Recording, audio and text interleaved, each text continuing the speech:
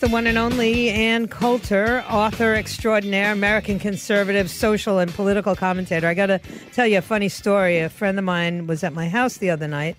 Really didn't know what I did for a living, sort of. We're not that close. And she said to me, "You know who my hero is?"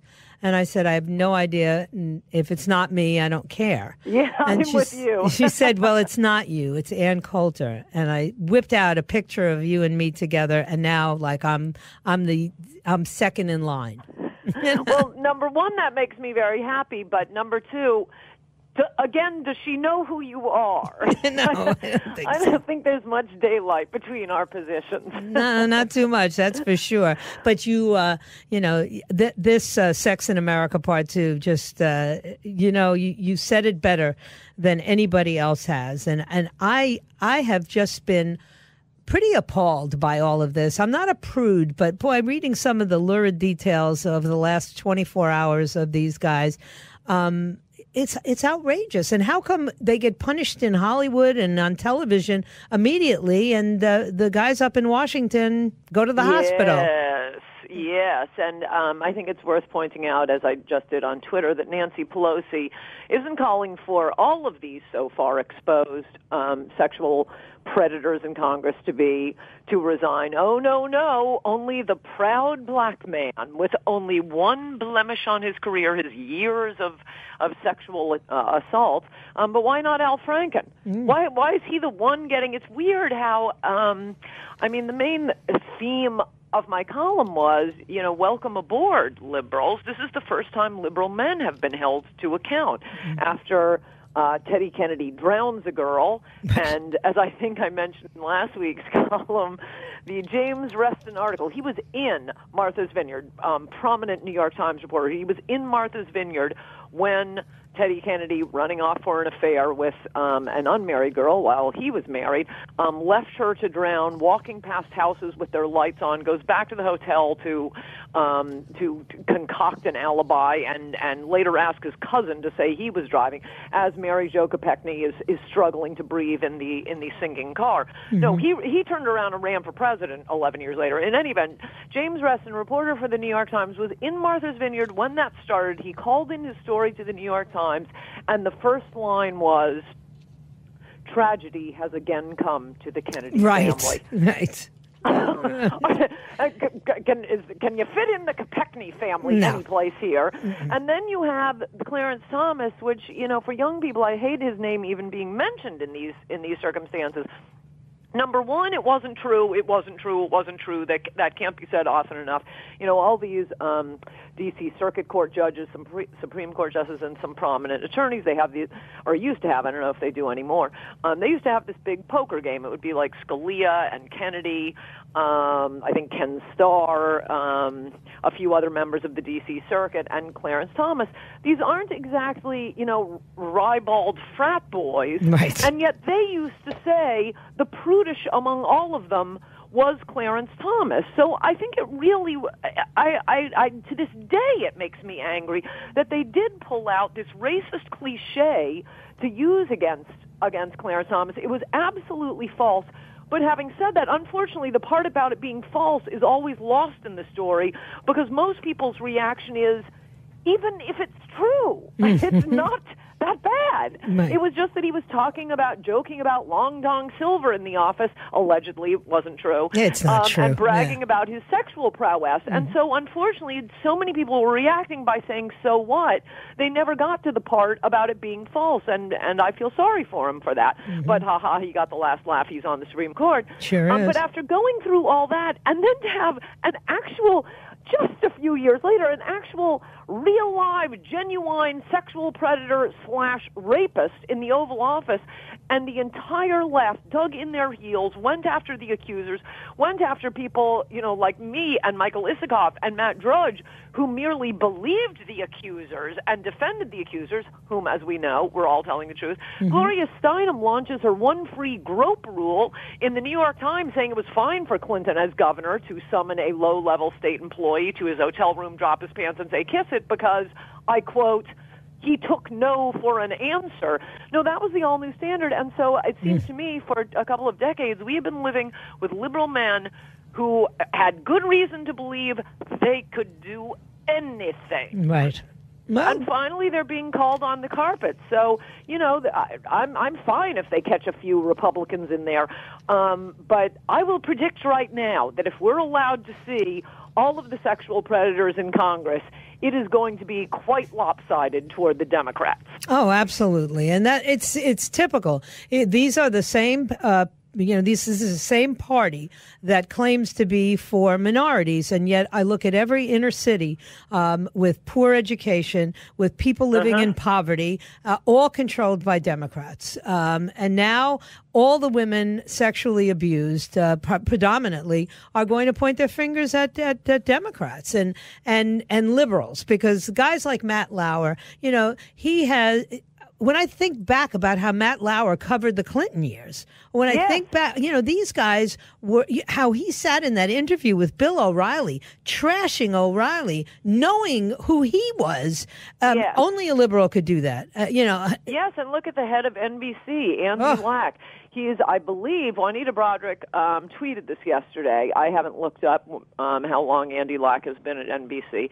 I know it would only take a 10-second Google. But according to Juanita Broderick, he was the one who killed the interview with her. With Lisa Meyer. Yeah, that's true. I mean, NBC definitely did it. Yes. That is a fact.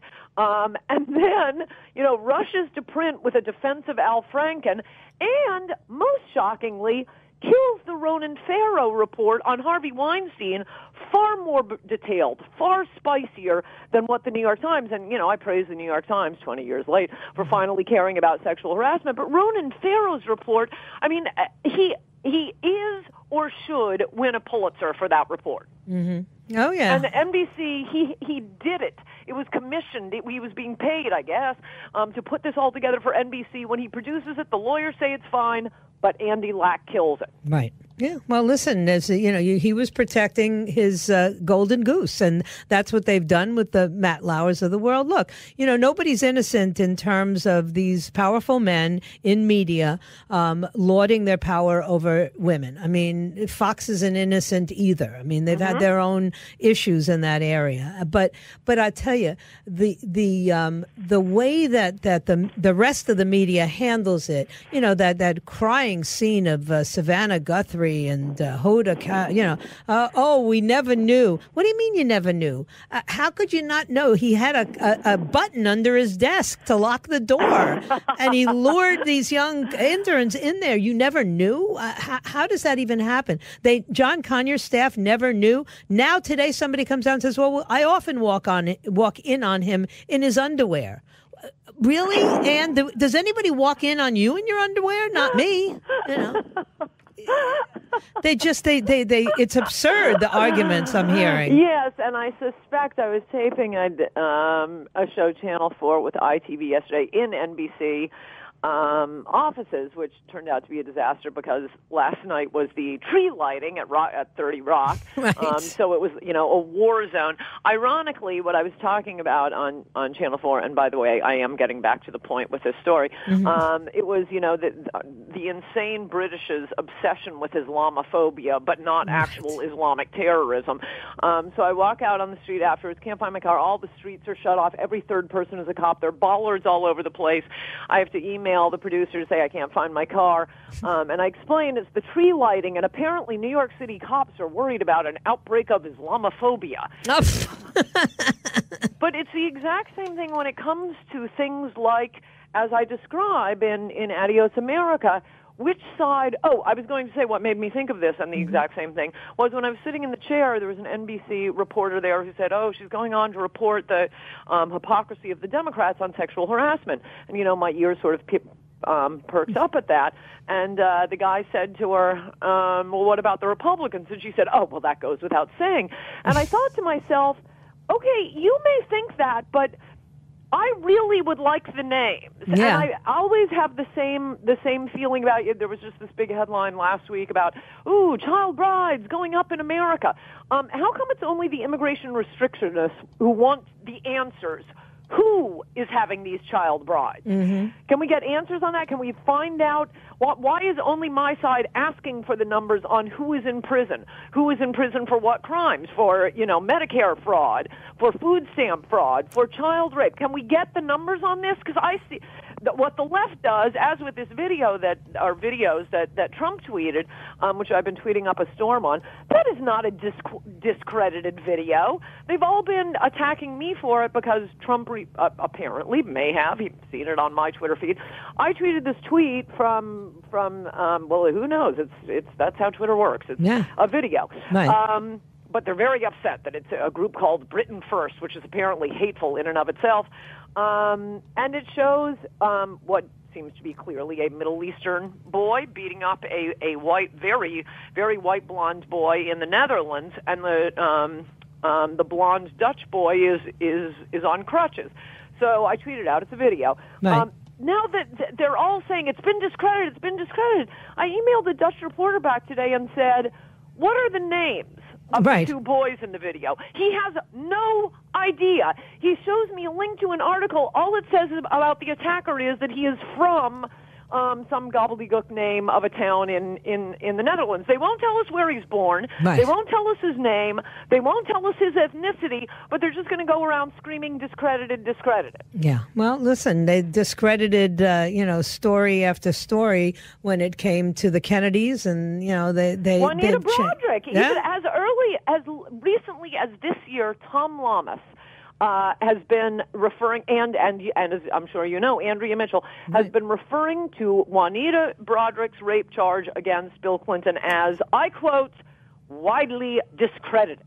They just say that about anything they don't like. No, it was widely confirmed. Yeah, exactly. And the bottom line is, if nothing else comes of all of these expositions that we're having to endure here, I think the Clintons are finally toast. And that is that provides me with a great deal of comfort, because I've had to live with them for most of my adult life. Yes, I do think that is, in fact, the only reason all of this is coming forth right now. I think it would not have. None of this would have happened if she were president. Oh, gosh, forget it. Yeah. Well, no, they'd still be paying out, to congressional interns for sex in the Rayburn building. And Harvey Weinstein would be the master of some ceremonies at the holiday celebration at the White House. Yeah, exactly. How about that holiday Christmas card from Donald Trump this year? You gotta love everything is in his face. I know you get mad at him a lot, but boy, I'll tell you, he just pushes back at these clowns like nobody's business. No, his attacks on the media, and incidentally, I now know how to get a story killed in the New York Times. They're always asking me for comment. I almost emailed back yesterday. I won't mention the name of the reporter. He actually is a good reporter, asking me for comment. And I almost just said, every time I give a comment to you guys, you never use it. You can always find a conservative to give you an idiotic quote. So let's not quote Ann Coulter. But I thought, okay, I'll try one more time. No, the whole story was killed. But one of the things he was asking me about was, what I thought of Trump's tweets. And I said, although I am disappointed at the absence of a wall, I love the president's Me too. tweets. Me too. I think that this has triggered, the beginning of the draining of the swamp. And I don't think even he knew how quickly it was going to happen. Or how much, I don't think any of us knew how ferocious and satanic the media is. They're just such utter liars. Yeah, well, listen, it's good to have them exposed. Well, I want to wish you an early happy birthday. I think you're on the 8th. And right back to you. It's tomorrow. That's it, Sagittarians. Happy birthday. Hey, well, when I get back, we should go out and celebrate. Absolutely. In the meantime, I've got everybody reading your article. It's up. We linked it at the website. We have both of them up there, Sex in America Part 1 and Part 2. Thanks, Ann. Take care. Bye-bye. Bye-bye.